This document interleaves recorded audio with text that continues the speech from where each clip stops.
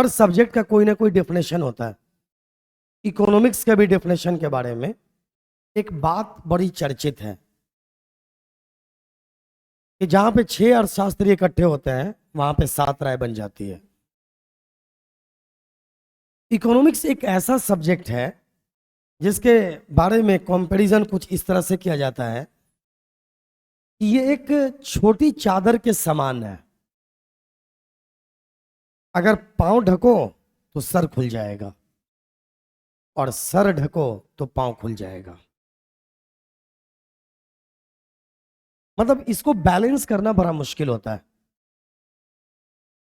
आप अच्छी तरह जानते हैं कि इकोनॉमिक्स के यानी ऐसा फादर ऑफ इकोनॉमिक्स किन्हें कहा जाता है?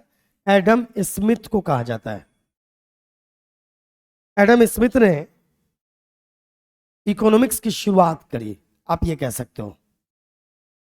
तो अर्थशास्त्रियों ने अपने अपने टाइम पे अलग अलग समय के अनुसार टाइम के अकॉर्डिंग उन्होंने अपने अपने अकॉर्डिंग इकोनॉमिक्स का डेफिनेशन दिया, जिसमें से 3 इंपॉर्टेंट डेफिनेशंस को हम लोग पढ़ने वाले हैं। चलिए आइए पहला चेक कर लेते हैं क्या है। Economics bye Adam Smith. Adam Smith उन्होंने डेफिनेशन कब दिया? 1776 में। पहचान भी लो, एडम स्मिथ ने कब दिया डेफिनेशन? 1776 में उन्होंने इसका डेफिनेशन दिया। और क्या डेफिनेशन दिया? ये अच्छा पहले देख लो, ये एडम स्मिथ के अकॉर्डिंग हम लोग डेफिनेशन देखने वाले हैं 1776। उसके बाद अल्फ्रेड मार्शल ने कब दिया डेफिनेशन? 1890 1890 1776 1890 100 साल के बाद का डेफिनेशन है। 100 से भी ज्यादा साल के बाद का डेफिनेशन है। वैसे बीच में मैं बता दूं, ये लेक्चर 12th क्लास पार्ट 1 के स्टूडेंट्स, मतलब ग्रेजुएशन के स्टूडेंट, पोस्ट ग्रेजुएशन के सभी स्टूडेंट्स के लिए बहुत इंपॉर्टेंट है, ठीक है ना। तो इकोनॉमिक्स का डेफिनेशन मतलब फादर ऑफ इकोनॉमिक्स किसको कहते हैं? एडम स्मिथ को कहते हैं। क्लियर? उन्होंने डेफिनेशन कब दिया? 1776 में। अल्फ्रेड मार्शल ने कब डेफिनेशन दिया? 1890। तो देखो, एक तो बहुत पुराने इकोनॉमिस्ट, एक बीच वाले, एक मॉडर्न, हम 3 जो सबसे चर्चित चेहरा उस टाइम पे थे। ऐसा नहीं है एडम स्मिथ के जमाने में और कोई इकोनॉमिस्ट नहीं हुए, मार्शल के जमाने में इकोनॉमिस्ट नहीं हुए, हर जमाने में इकोनॉमिस्ट रहे हैं, अभी भी बहुत सारे हैं। मतलब हम लोग 3 डेफिनेशन को पढ़ने वाले हैं, पुराना, मिडिल और मॉडर्न। तो पुराने में कौन आता है? Adam Smith. मिडिल में कौन? Alfred Marshall. और तीसरा रॉबिन्स, नया, नए में आता है। इन्होंने डेफिनेशन कब दिया?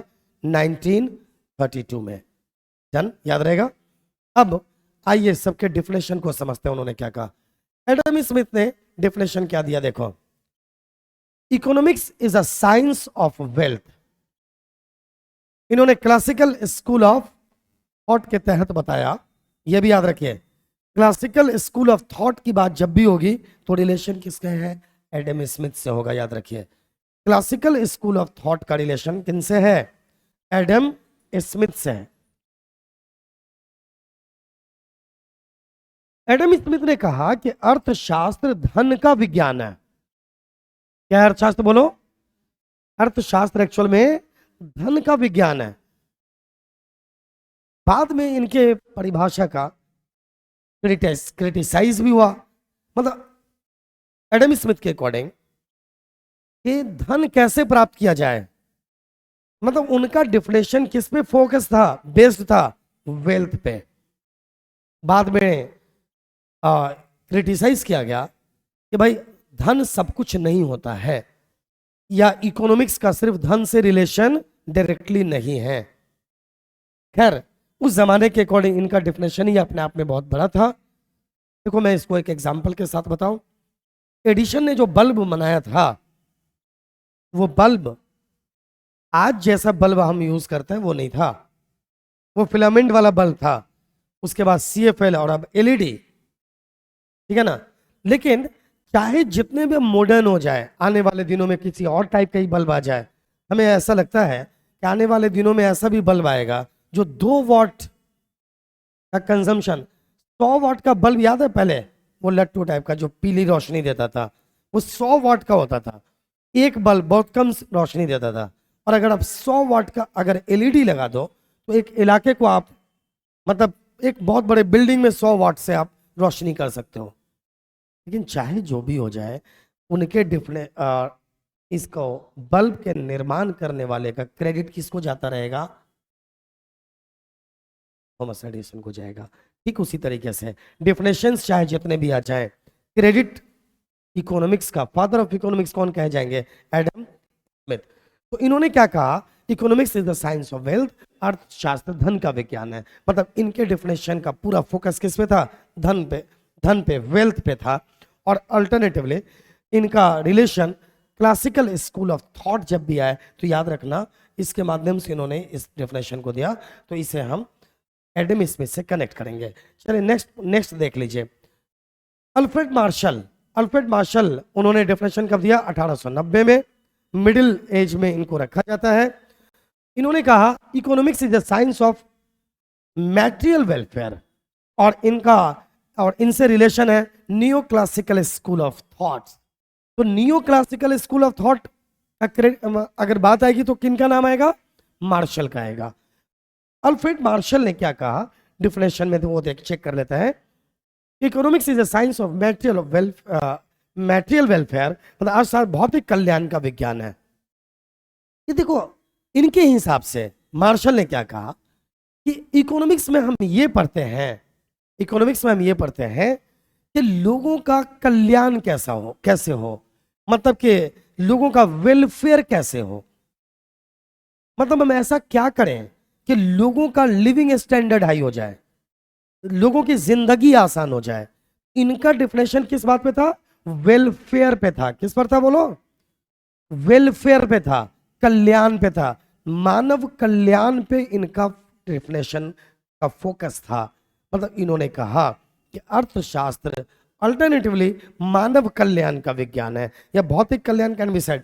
तो कहने का सेंस क्या समझिए कि इकोनॉमिक्स में हम यह पढ़ते हैं कि मानव का कल्याण, लोगों का कल्याण कैसे हो, ज्यादा से ज्यादा वेलफेयर कैसे हो, लोग की जिंदगी कैसे आसान हो जाए, लोगों का लिविंग स्टैंडर्ड कैसे हाई हो जाए, हम इसे पढ़ते हैं इकोनॉमिक्स के अंदर।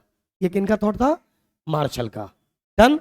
अब आइए, इन्होंने रॉबिन्स जो मॉडर्न एज में आता है, मॉडर्न इकोनॉमिस्ट में 1932 में इन्होंने क्या डिफिनेशन दिया? देखो, economics is the science of scarcity and choice. Modern economist professor Robins. अर्थशास्त्र अभाव और विकल्प का विज्ञान है।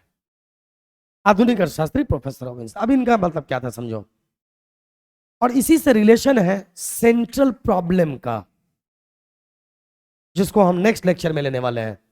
इन्होंने क्या कहा कि देखो लोगों की आवश्यकताएं अनलिमिटेड है।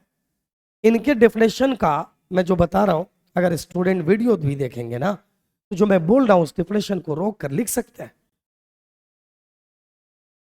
अपने अकॉर्डिंगली समझ सकते हैं। इनके अकॉर्डिंग इनके डेफिनेशन का सारांश मैं दे रहा हूं आपको, या इसको थोड़ा एक्सप्लेन कर देता हूं। चलिए, मतलब यह है रॉबिन्स के अकॉर्डिंग कि देखो लोगों की आवश्यकताएं अनलिमिटेड होती है। लोगों की आवश्यकताएं क्या है? अनलिमिटेड है। लेकिन रिसोर्सेज जो है ना, लिमिटेड होता है। रिसोर्सेज मतलब नेचुरल रिसोर्सेज, जितने भी रिसोर्सेज का मतलब कि जो गॉड गिफ्टेड चीज जितनी है, जिसको हमें नेचर ने गिफ्ट के तौर पे दिया है, वो लिमिटेड है, वो अनलिमिटेड नहीं है। जैसे आपको लगता है पानी, बहुत सारे एरिया में पानी की बड़ी किल्लत रहती है, ठीक है ना।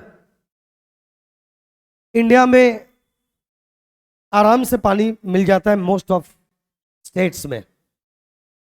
चापाकल से पानी निकाल तो आपको लगता होगा अनलिमिटेड है। जी नहीं, ये लिमिटेड है। इंटरनेशनल लेवल पे बात होती रहती है कि पानी के बूंद बूंद को बचाओ, नहीं तो आने वाली पीढ़ी को पानी ही नहीं मिल पाएगा पीने के लिए। पेड़ पौधा, झरना, तालाब, है ना, नदी, ये पशु, लोहा वगैरह वगैरह, ये सब नेचुरल रिसोर्सेज हैं। तो इंसानों की आवश्यकताएं अनलिमिटेड है, लेकिन रिसोर्सेज क्या है? लिमिटेड है। इसकी मात्रा सीमित है। और लोगों की आवश्यकताएं क्या है? असीमित है। तो इनका डेफिनेशन इस बात पे फोकस था कि इकोनॉमिक्स में हम यह पढ़ते हैं कि कैसे हम लिमिटेड रिसोर्सेस से अनलिमिटेड वांट्स को पूरा कर सकें। रॉबिन्स का डिफिनेशन का सारांश क्या था कि आखिर हम ऐसा क्या करें कि लिमिटेड रिसोर्सेस से हम लोगों के अनलिमिटेड वांट्स को पूरा कर सकें। तो आप ध्यान से देखें, एडम स्मिथ ने डिफिनेशन क्या दिया? यह धन का विज्ञान है। मार्शल ने डिफिनेशन क्या दिया? ये उन्होंने डिफिनेशन को कल्याण के आसपास रखा, वेलफेयर के आसपास रखा। और रॉबिन्स ने क्या कहा? Limited resources and unlimited wants की ओर ध्यान रखा कि कैसे हम लोगों के अनलिमिटेड वांट्स को, है ना, लोगों की इच्छाओं को, लोगों की आवश्यकताओं को लिमिटेड रिसोर्सेज से हम कैसे पूरा करें। इस बात को पढ़ते हैं हम इकोनॉमिक्स के अंदर। मुझे लगता है आप सभी को समझ में आ गया होगा डेफिनेशन। आज के लिए इतना काफी है। Best of luck.